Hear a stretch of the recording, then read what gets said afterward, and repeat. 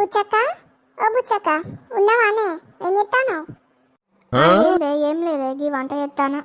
ఏందక్క నువ్వు వంట చేస్తానవా? బాగా ఏం చేస్తాడక్క మరి నువ్వు వంట చేస్తే?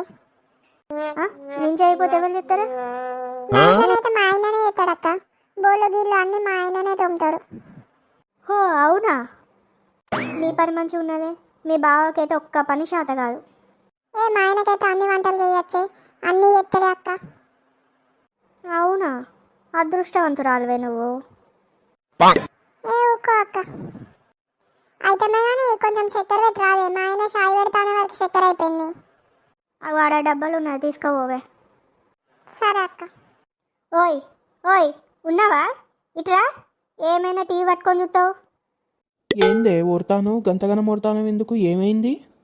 ఏం కావాలి? గీ కూర వండుతుందా? కూర నాకేముండొస్తుంది గా కూర?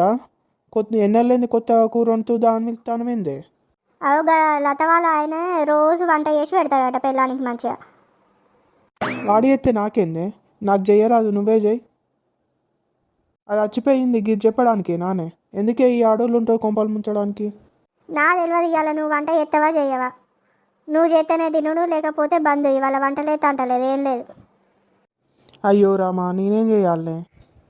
నేనైతే చెప్తాను, నువ్వే వంట చేయాలి. అయ్యో రామా, నాకు వచ్చింది కదా గోస.